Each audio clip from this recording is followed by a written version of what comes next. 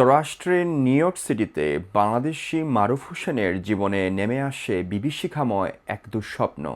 ২০১৭ সালের জুন মাসে মাত্র ২৪ বছর বয়সে নিউ ইয়র্ক সিটির পার্কচেস্টারের সাবওয়ে স্টেশনের প্ল্যাটফর্মে একটি ভাঙা অংশে হোঁচট খেয়ে তিনি রেললাইনে পড়ে যান। ঠিক তখনই একটি ট্রেন স্টেশনে প্রবেশ করছিল। ভয়াবহ এই দুর্ঘটনায় তার বাম পায়ের সবগুলো আঙুল বিচ্ছিন্ন হয়ে যায়। ট্রেনটি তাকে এমন জোরে আঘাত করে যে তার হিপ এমনকি পেলভিস ভেঙে যায়। এছাড়াও মাথা ও মেরুদণ্ডে গুরুতর ফ্র্যাকচার হয়। মারুফ হোসেন ওই সময় আদালতে জানান, ওই দুর্ঘটনার পর থেকে তিনি আজীবন চিকিৎসা সেবার উপর নির্ভরশীল হয়ে পড়েছেন এবং প্রতিদিনের ঘরোয়া কাজে তাকে সাহায্য নিতে হচ্ছে।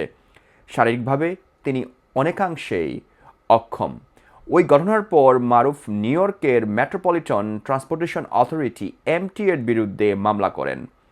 আদালত সম্প্রতি এই মামলার রায়ে এমটি এর গাফলাতির দায় স্বীকার করে প্রায় $23 মিলিয়ন ক্ষতিপূরণ দেওয়ার নির্দেশ দিয়েছে। হিসেব করলে প্রায় প্রতিটি কাটা আঙ্গুলের জন্য তিনি পাচ্ছেন 4.5 মিলিয়ন, মানে $4.5 মিলিয়ন।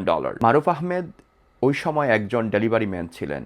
ওই ঘটনার যখন তিনি গুরুতর আহত হন, তারপর মার্কিন গণমাধ্যম তাকে নিয়ে খবর প্রকাশ করে। বলা হচ্ছে যে এটি নিউ ইয়র্ক শহরের ইতিহাসে অন্যতম ব্যক্তিগত ক্ষতিপূরণের রায়।